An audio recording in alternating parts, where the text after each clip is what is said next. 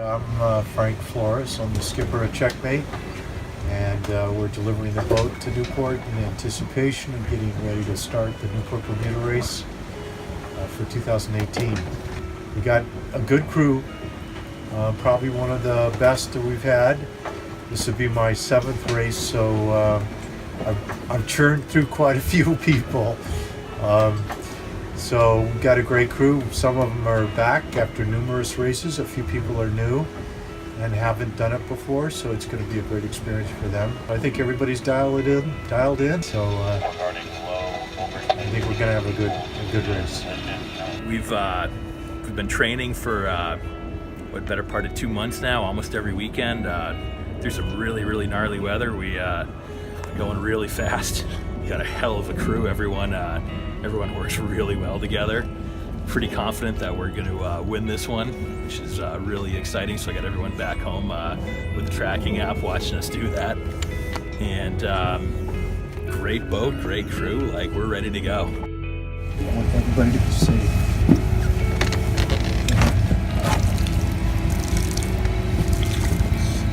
You know, that's the bottom line. Is everybody's got to be safe.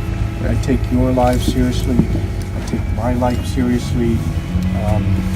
Got to be hooked in. You have to be hooked in when it gets shitty. If there's any question about what you're doing, then hook in. I mean, just to give it. That's the only way you're going to leave the boat, right? So, everybody's coming back. This is going to be pretty light race anyhow, but Expect but nasty conditions. Yeah, but don't get complacent because it's... Don't get complacent.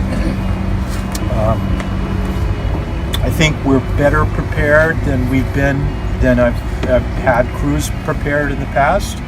I think the boat is in great shape, as good or better than it's ever been.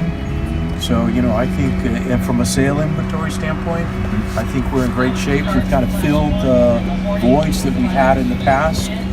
The fact that we have the bowsprit on, the fact that we've got like 50% of the course downwind is like a perfect setup. The fact that the wind is light and we're going to bring the wind down to Bermuda is another perfect setup. The fact that we have that drifter on board now, another perfect setup. I think we've got a lot of good things going for us. We took, and I know we worked hard to get here. I think now we just have fun and we sell. Look at all these boats, it's fantastic. 170 entries for those who may have just tuned in. 112th year that this race has been held and the 51st edition. Apparently 1,500 competitors, Summers told me earlier. That's a lot of sailors. We're going to need a lot of Gosling's rum at the other end.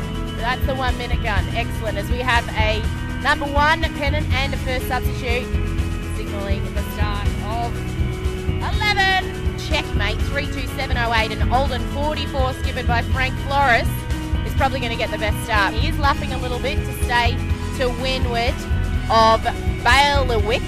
Blue Jacket 40 skippered by Roger Eccles. That's USA 60575, the boat just to leeward of him, who did reach the line first.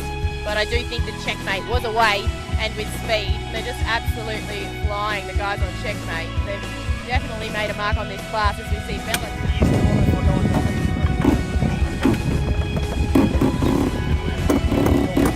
Absolutely smoked the start, boys.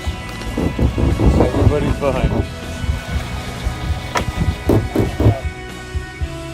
After a fantastic start, the crew of Checkmate found itself in idyllic sailing conditions for the first day and night. But as the wind diminished, the concern was that with a heavy boat like Checkmate, we'd be less than competitive with our fleet. However, with the addition of the drifter and the bowsprit, the boat performed incredibly well in light air conditions.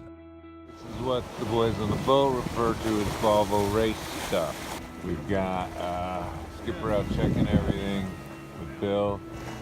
We've taken the staysail down because we're sailing deeper. Rory's got the boat flying.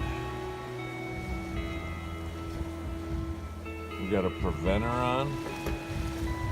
We've got a barber hauler pulling the spinnaker sheet so we don't lift the boom. Skipper, how's everything going? Good. I think we're in good shape. We just sail fast.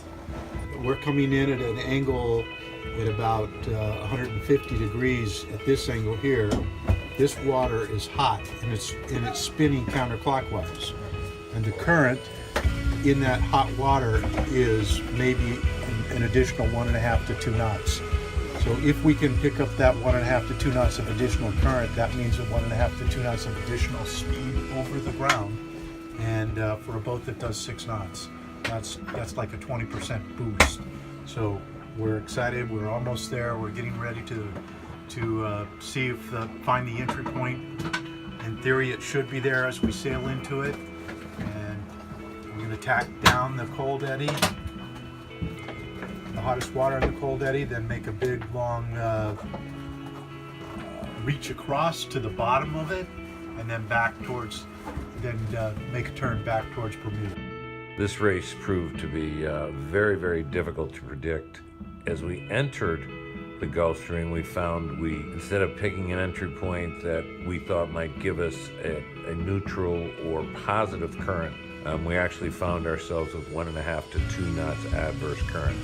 This adverse current stayed with us all the way to Bermuda. But it did not lead to a competitive disadvantage, as the top boats in our class and in our division were all grouped very closely together. Every driver had to be on their toes. Very physical driving for the last 2 days of the race, but of course very, very difficult mentally in the first part of the race where the winds were very light.